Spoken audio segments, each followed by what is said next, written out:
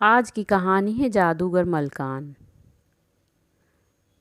जादूगर मलकान रूडी एक छोटे से गांव में रहता था। फिर भी उसका नाम दूर दूर तक मशहूर था, कारण रूडी बहुत अच्छे खिलौने बनाता था। उसके बनाए कई खिलौने राजमहल की शोभा बढ़ाते थे। राजा ने उसे अनेक बार पुरस्कार दिए थे। एक बार नगर में खिलौने की प्रतियोगिता हुई। रूडी राजा के लिए गाने वाली पिटारी बनाकर ले गया। राजा को वह खिलौना बहुत पसंद आया। सब सोच रहे थे कि पहला पुरस्कार रूडी को ही मिलेगा। राजा पुरस्कार की घोषणा करने खड़े हुए, तभी एक व्यक्ति दरबार में आया। उसके साथ एक बहुत सुंदर लड़की थी। वह अत्यंत सुंदर थी और राजसी पोशाक पहने हुए थी। उस व्यक्ति ने राजा से कहा, महाराज, मेरा नाम मलकान है। मैं खिलौने बनाया करता हूँ। मैं चाहता हूँ आप मेरा बनाया खिलौना देख लें, उसके बाद पुरस्कार का निर्णय करें।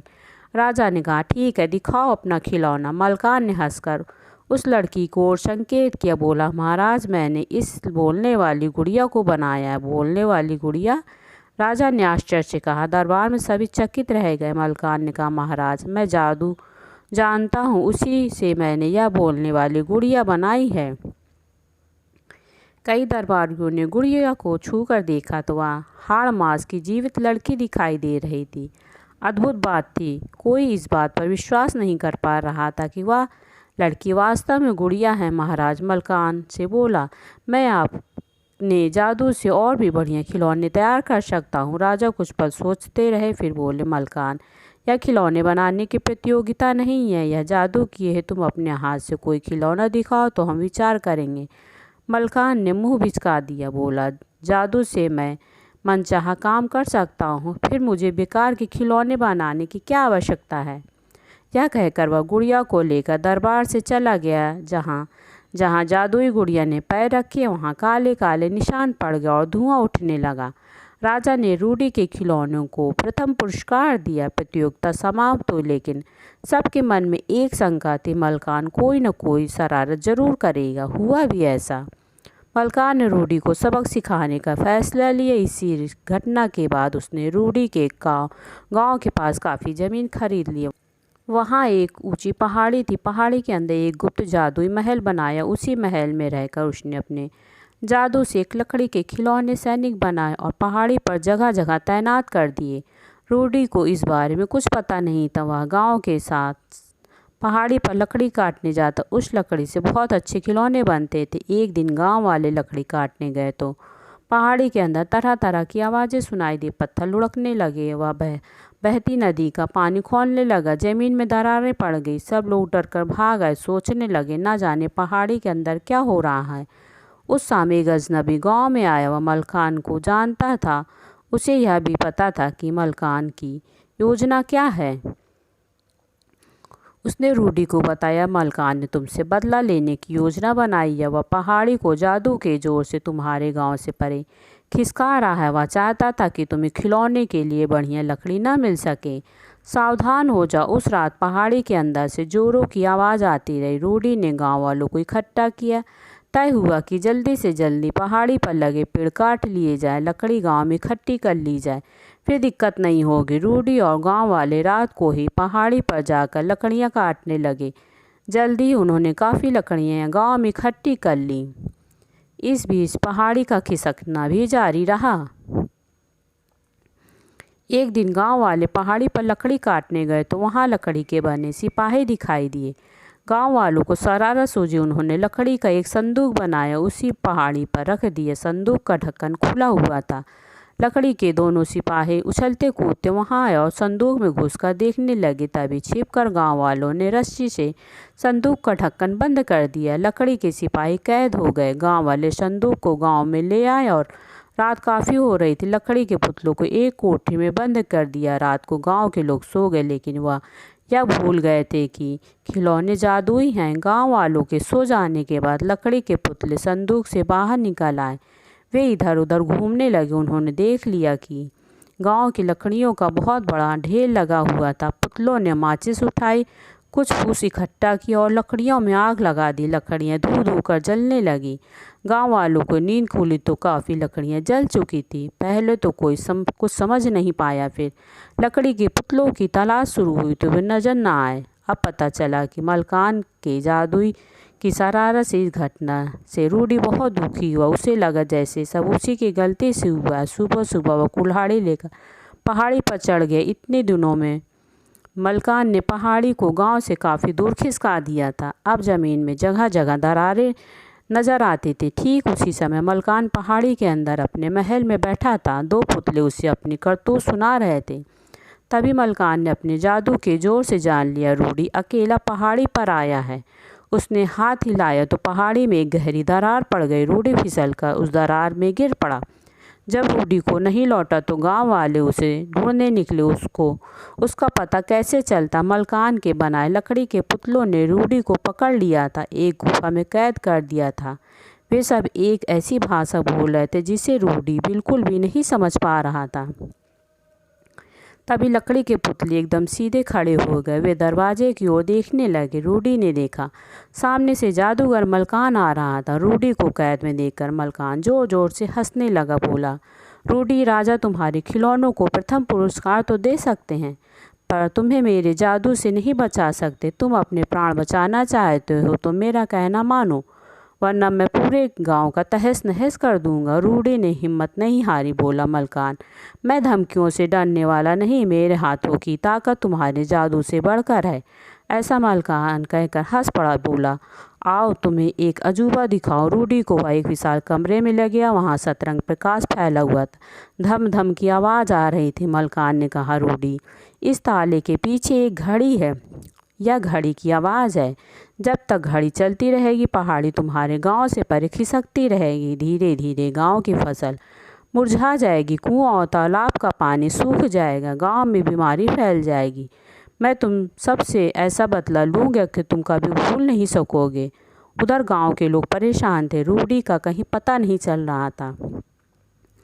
गांव की ज़मीन के नीचे कुछ बौने रहते थे। उन्हें मलकान की शरारत का पता था। वे गांव की मदद करना चाहते थे, लेकिन मलकान के जादू महल में जाने से डरते थे।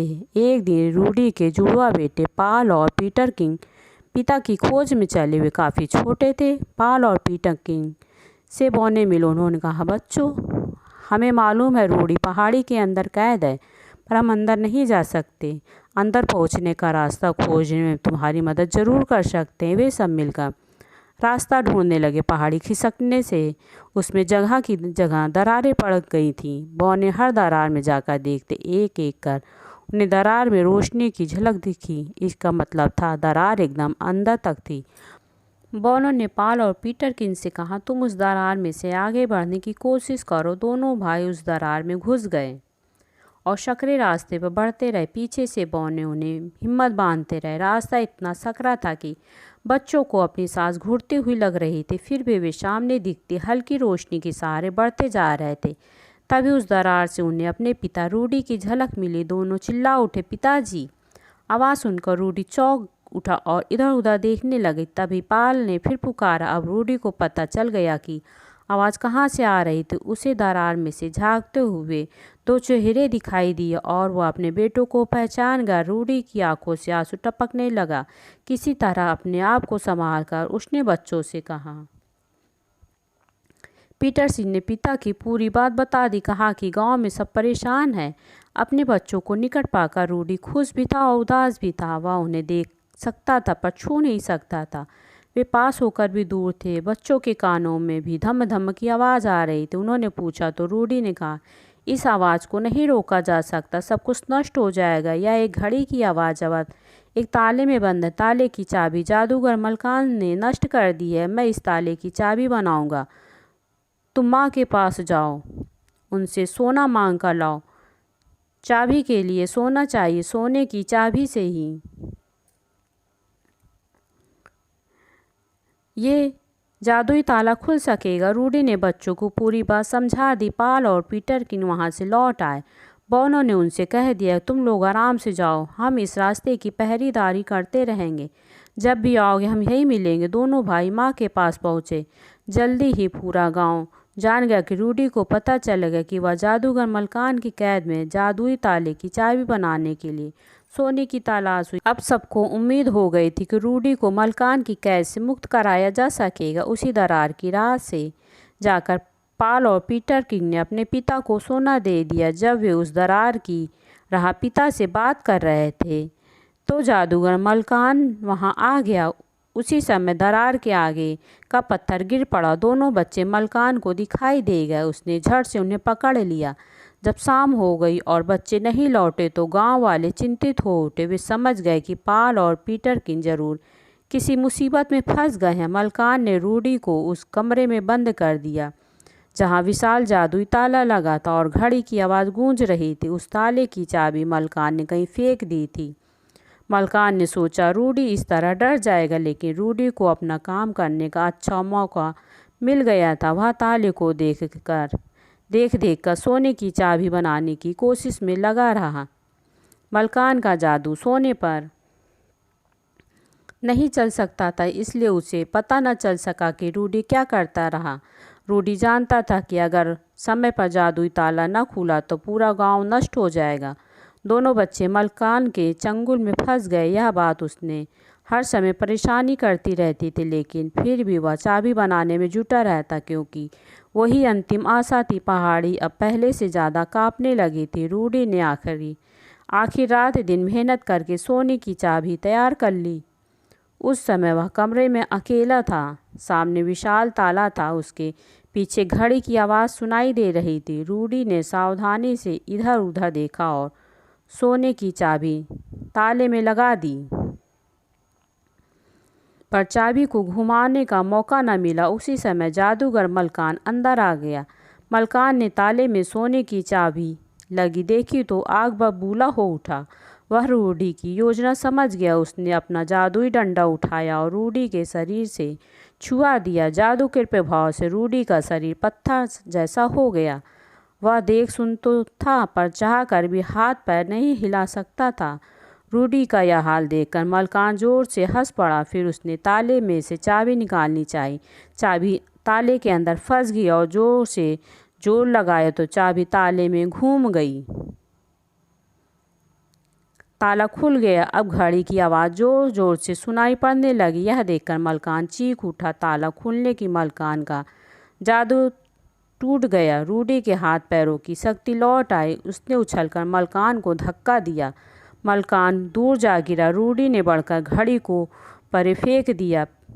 आवाज़ थम गई। पहाड़ी का खिसकना रुक गया। मलकान के जादुई खिलौने टूटकर गिर पड़े। खुद मलकान का शरीर जैसे अंदर से जला जा रहा था। वह वहाँ से भाग चला, भागता गया। कहाँ गया कोई न जान सका। रूडी पॉल और पीटर किंग के साथ पहाड़ी महल से बाहर निकला और गांव की तरफ चल दिया। पहाड़ी अब शांत थी। उसकी सब दरारें भर गई थीं। गांव के मुरझाए खेत हरे हो गए। सूखे हुए कुओं और तालाबों में पानी आ गया। सब कुछ पहले जैसा हो गया था। उस समय काफ़ी समय बाद गांव वालों के चेहरे पर हंसी दिखाई दी थी। वे जीत गए थे। दोस्तों, आपको ये कहानी कैसी लगी आप हमें कमेंट में ज़रूर बताएं। धन्यवाद।